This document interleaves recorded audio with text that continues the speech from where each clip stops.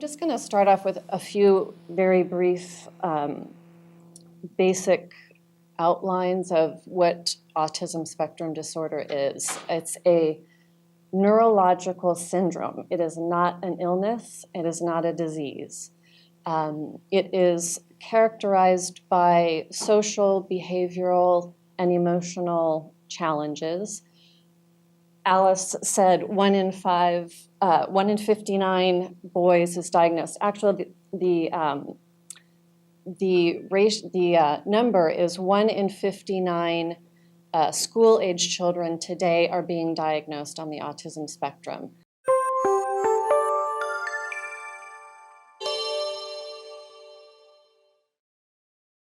If you compare that to the year 1980, it was 1 in 2,000.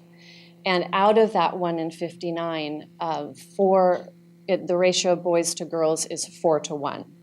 So clearly, that number is dramatic. That's a dramatic increase over 30 years. That's a pretty significant increase in the diagnoses, and nobody really can say why. There's ideas out there. There's certainly a genetic component, but there is not one particular genetic mutation or reason that we can figure out why all of the increases. People on the autism spectrum often say that life is like a sensory storm because it's very common that the brain cannot filter incoming sensory information. So the sound of a penny dropping is the same in an autistic child's brain as a siren. So the brain is constantly trying to, it's trying to filter this information, but the child is trying to cope with this sensory flood. And it's all the time. It's not just, a one time only or a one day or an hour a day. It's all the time. So let's talk about autism spectrum disorder creates more factors for an attorney to consider. So what is it about ASD that makes divorce and custody challenging for kids on the spectrum? I mentioned that sensory storm. So ASD children have a very strong drive to alleviate the stress and anxiety that comes from that sensory storm. And the main way that they do that is through routines and rituals. Routines and rituals are embedded in an ASD child's day in hundreds of different ways.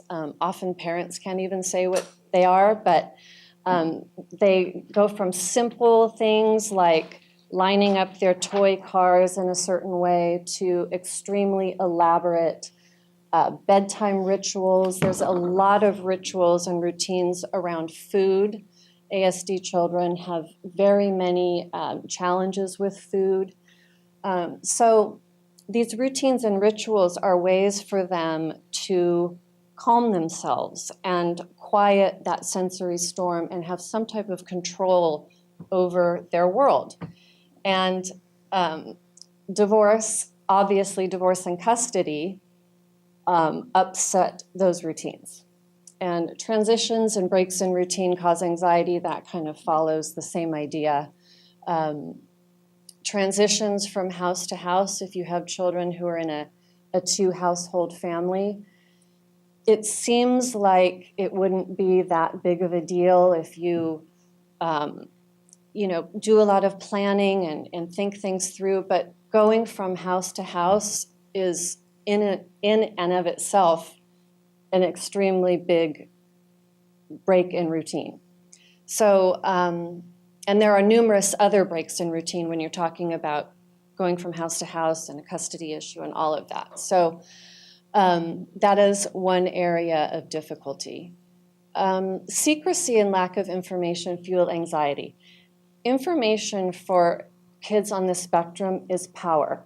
It's control over their world. Vacuums of information, in other words, lack of information, causes stress and anxiety. So oftentimes in divorce, parents want to protect their kids from upsetting information or information that they think they shouldn't hear.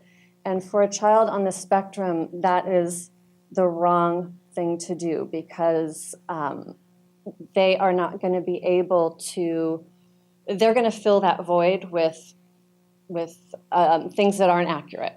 So the more information, the better. And lastly, home is their safe place. And that is obviously true for all children, but especially for kids on the spectrum.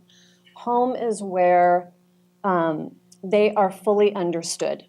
There's safety in that. There's comfort in that. All of their stuff is there. They know what the routine is at home. They know when the gardener comes, so they can go to their room and hide from the gardener. So home is, I think, underestimated when it comes to divorce and custody. Home is crucial to an ASD child's comfort. It is incumbent on a family law attorney to put the child's needs first. I had, my senior year of college, the amazing good fortune to be a gopher for Irwin Buter. We've talked about this, we've talked about him. And I learned a lot from Irwin. He was one of the people who probably impacted my life the most. And when I stopped working for him and I started my own career and had a child, my child who was on the spectrum, I would call Irwin and check in.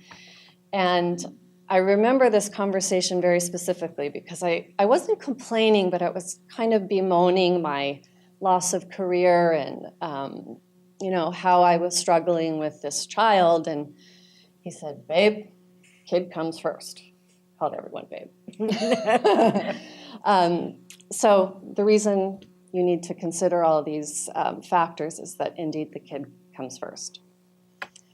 I'm just going to breeze through this kind of quickly. If you've met one child on the autism spectrum, you've met one child on the autism spectrum. And that basically means there are no two ASD children that are alike.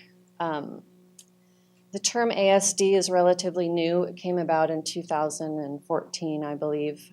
And it is a hugely broad term. So when you hear ASD, on the one end, you have profoundly nonverbal autism, kids who need 24-hour care. And then on the other extreme of that spectrum, you have high IQ, high functioning Asperger's type children. And in between, there's all levels of functioning, IQ, and abilities and challenges. So basically, when you hear, oh, you have a child on the spectrum, that's not enough to make any type of decision. You're going to have to dig a lot deeper. Is Asperger's the same as autism? Well, Asperger's was kind of a subset of autism. There were many other